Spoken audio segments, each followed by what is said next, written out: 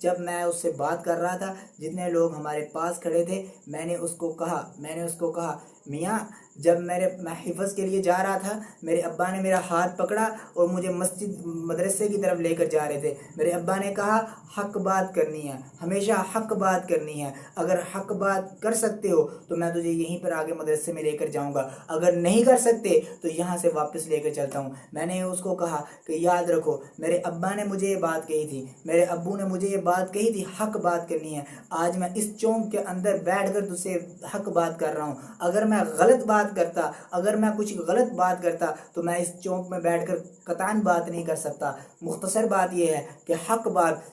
ڈنکے کی چوٹ پر جس جگہ پر بھی چاہو آپ ہو سکتی ہے، دنیا کے جس کونے میں چلے جاؤ، اگر آپ حق بات کر رہے ہو تو آپ کرتے چلے جاؤ گے، لیکن